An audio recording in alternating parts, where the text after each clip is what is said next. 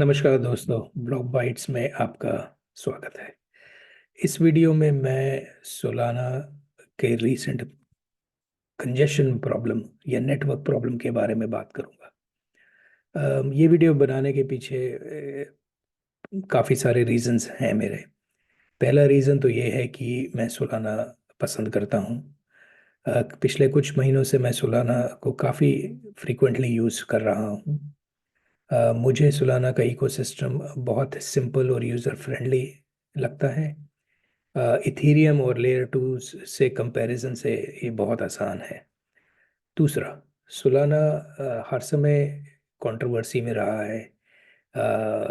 कभी भी कोई भी प्रॉब्लम आती है तो पूरा सोशल मीडिया में आप देख सकते हैं कि किस तरह की पोस्ट या किस तरह के मैसेजेस आते हैं। अब और मेरा ये अनुभव रहा है कि अगर आप इन प्रॉब्लम्स को थोड़ा समझने की कोशिश करेंगे तो उसमें कुछ और ही आपको निकल के दिखता है। तो कोशिश मेरी वीडियो की यही है कि हम इन प्रॉब्लम्स को समझें और पता करें कि एक्चुअली में इशू कहाँ पे है। और तीसरा, मैं ये मानता हूँ कि ये जो परेशानियां हैं ब्लॉकचेन्स में, स्पेशली सोलाना के साथ, ये एक कारण की वजह से है। और मुझे ये लगता है कि ये प्रॉब्लम्स सोलाना पे ही ज़्यादा इस एक कारण की वजह से नज़र आती है।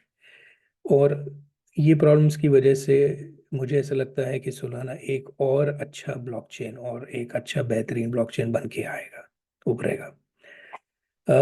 अक्टूबर 2022 में मैंने एक ब्लॉग लिखा था, वो समय था जब सोलाना फिर क्रिटिसाइज किया जा रहा था, क्योंकि वो आई थिंक 3 या 4 बार फेल हुआ था, पूरा ब्लॉकचेन बंद होना पड़ा था। और जब मैंने डिटेल में वो परेशानियां के बारे में रिसर्च किया तो मुझे ये लगा कि ये जो परेशानियां हैं ये लोग समझते नहीं हैं। अगर वो समझते थे तो फिर वो शायद इतना सोशल मीडिया पे बैकलैश नहीं होता सुलाना के लिए। तो ये सारे कारण हैं जिसकी वजह से मैं ये वीडियो आज दोबारा बना रहा हूँ। इसमें कोई दो राय नहीं है कि लास्ट कुछ महीनों से सोलाना ब्लॉकचेन में बहुत ही ज़्यादा ट्रैफिक और इंटरेस्ट हो गया हुआ है। इसके पीछे मुख्यतः दो कारण है, एक तो एयर ड्रॉप्स और दूसरा मीम कॉइन। अगर आप सोलाना यूज़ करते हैं मेरी तरह तो आप आपको ये जानना ज़रूरी है कि ये परेशानियां जो आती हैं ब्लॉकचेन में, इसका एक्चुअली में कारण क्या है। और मीडिया में जो बात निकल के आती है उस पर कभी भरोसा नहीं करना चाहिए। चलिए आगे बढ़ते हैं। इससे पहले कि हम ये परेशानी के बारे में समझें, ब्लॉकचेन की कुछ मेट्रिक्स देख लेते हैं। सोलाना के जो डेली एक्टिव वॉलेट एड्रेसेस हैं वो डबल से ज़्यादा हो चुके हैं। सोलाना सबसे ज़्यादा यूज्ड ब्लॉकचेन है आज की तारीख में, और सबसे ज़्यादा ट्रांजैक्शन भी उस पे होते हैं, देख सकते हैं आप इस ग्राफ में। कोई और चेन उसके लेवल पे ट्रांजैक्शन काउंट पे नहीं आता। और तीसरा है कि आप डेक्स वॉल्यूम अगर आप देखें, डेली ट्रांजैक्शंस जो हो रही हैं एक्सचेंजेस पे, वो भी बहुत हाई है। It's among the top in amongst all blockchains. अब एक ऐसा इकोसिस्टम जिसमें 200 से भी कम डैप्स हैं, उसमें ऐसे मैट्रिक्स अगर आ रहे हैं तो इसका मतलब है कि उसके पीछे कुछ खास ही बात है, उसके में कुछ खास ही बात है। अब मैं ये सब मैट्रिक्स आपको इसलिए दिखा रहा हूँ क्योंकि आपको ये पता होना चाहिए कि सोलाना सबसे बिजी ब्लॉकचेन है आज की तारीख में।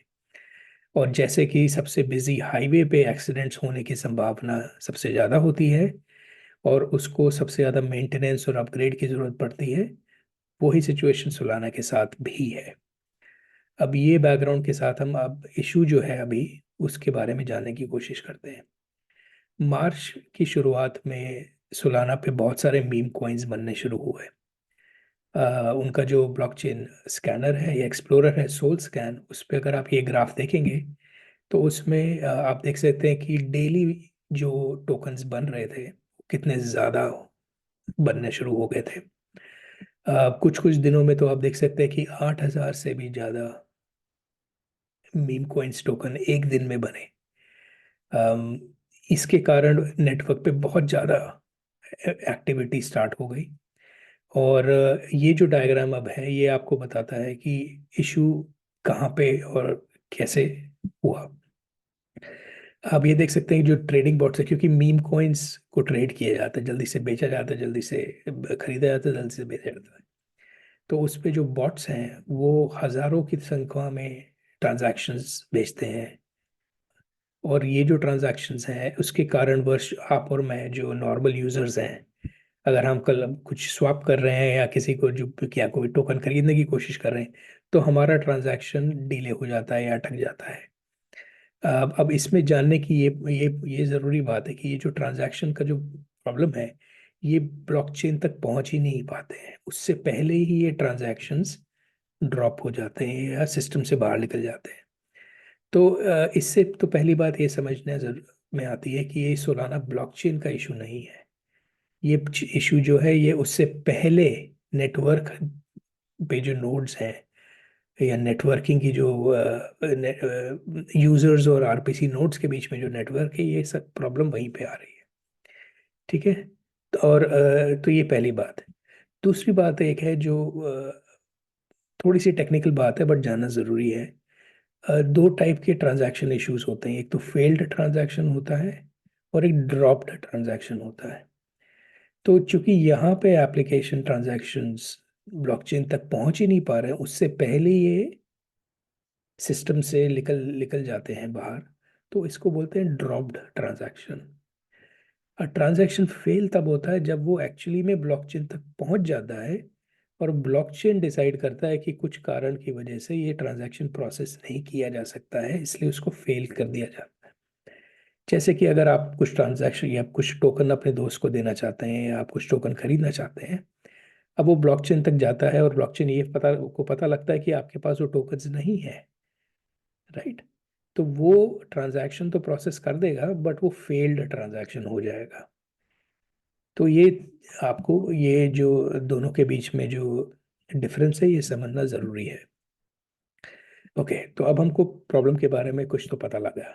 अब ये पता लगाते हैं कि ये हो क्यों रहा है। अब क्या ये सोलाना के डिज़ाइन की वजह से है, जैसे कि कुछ लोग सोशल मीडिया में बोल रहे हैं। इथीरियम में क्या है कि ट्रांजैक्शंस जो अलग अलग यूजर्स से आते हैं, वो एक सेंट्रल एक मिडिल लेयर पे जाके कलेक्ट होते हैं, इकट्ठा होते हैं, जिसको बोलते हैं एक मेमपूल।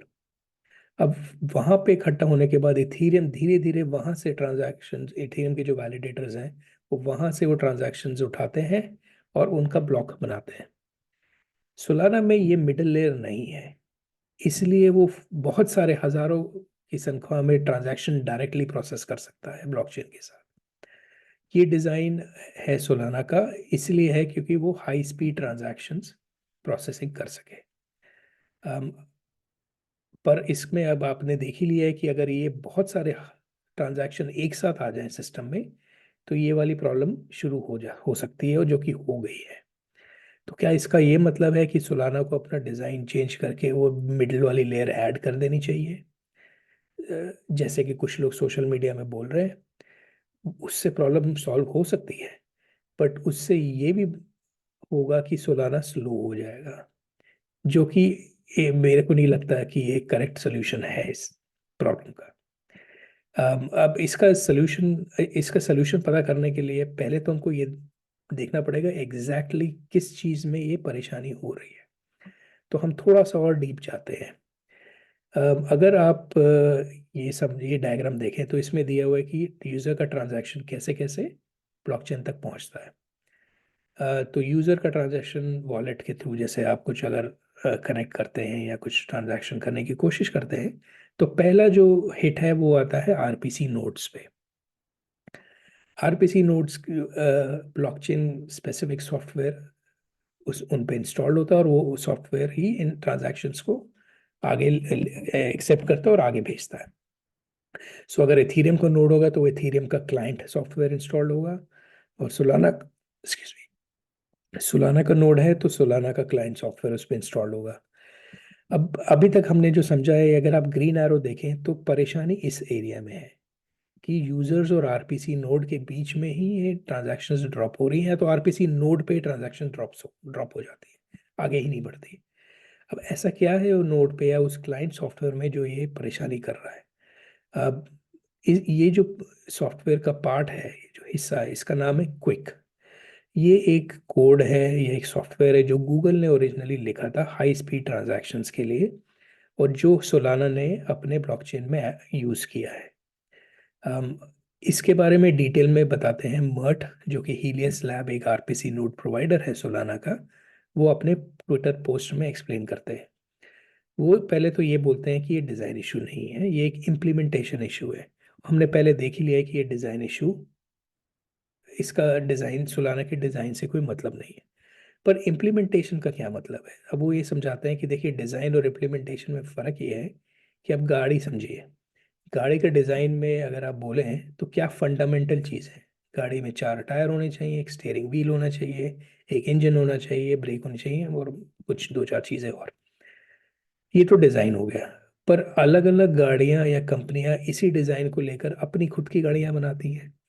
तो BMW जो इस डिज़ाइन को लेके अपनी गाड़ी बनाता है, और जो टोयोटा बनाती है, वो दोनों अलग अलग है। तो दोनों इम्प्लीमेंटेशन अलग अलग है, बट डिज़ाइन एलिमेंट्स सेम है। तो ये फ़र्क है डिज़ाइन और इम्प्लीमेंटेशन में।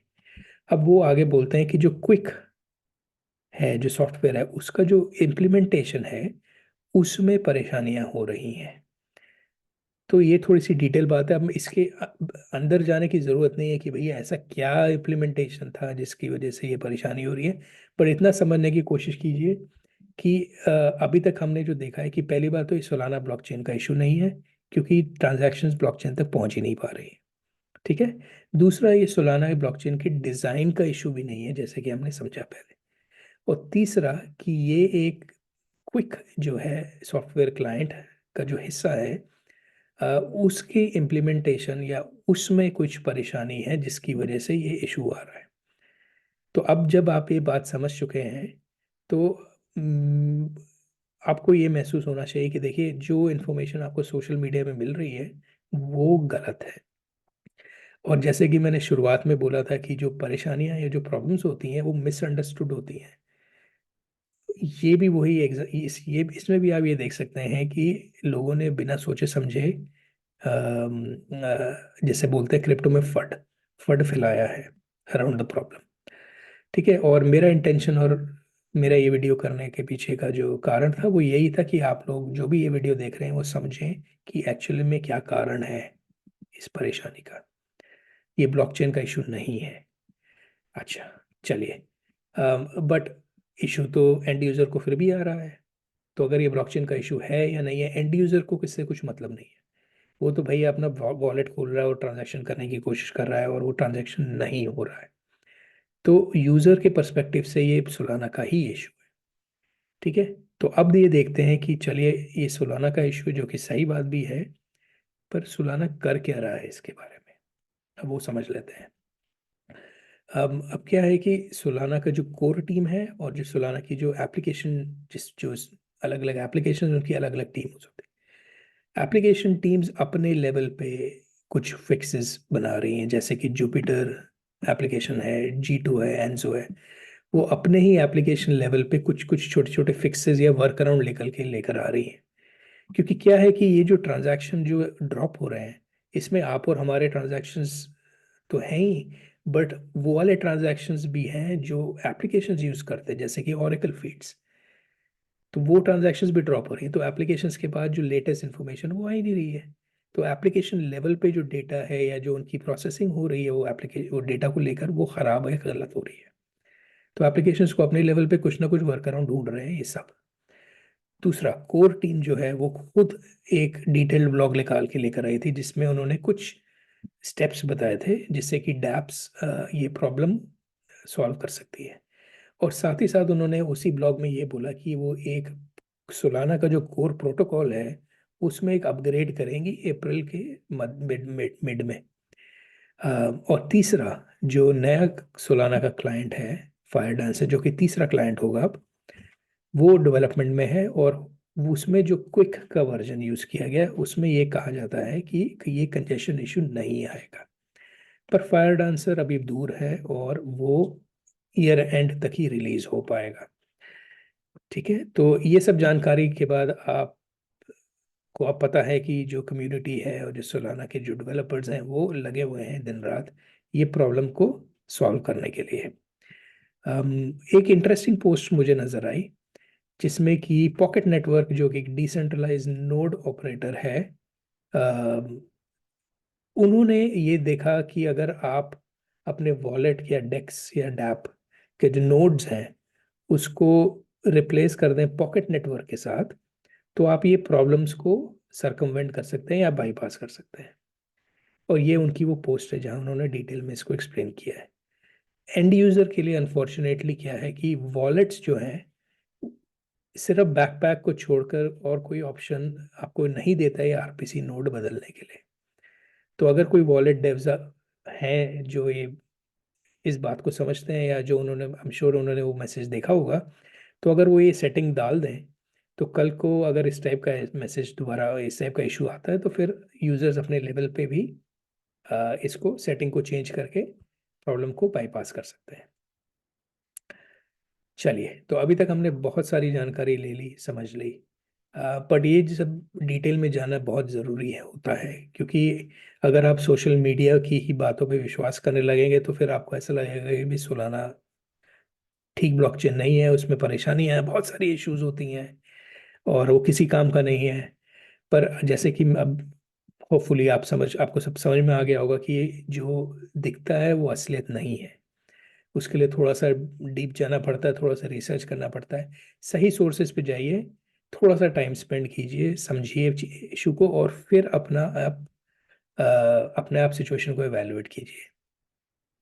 और जैसे कि मैंने पहले कहा, एक इसके पीछे एक कारण है कि सोलाना में परेशानियां क्यों है।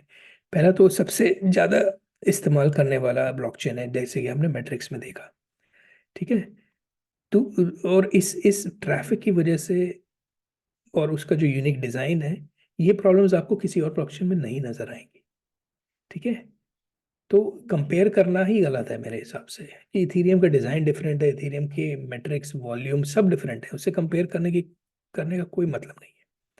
और दूसरा मेरा ये मानना है कि ये प्रॉब्लम्स आ रही हैं तो एक अच्छी बात है। अच्छी बात क्यों है? क्योंकि ये सोलाना ब्लॉकचेन को आगे के लिए रियल वर्ल्ड जो एप्लीकेशंस हैं जहाँ पे बिलियंस ऑफ ट्रांजैक्शंस हर दिन होते हैं बैकबोन पे, इंफ्रास्ट्रक्चर पे, उसके लिए तैयार कर रहा है।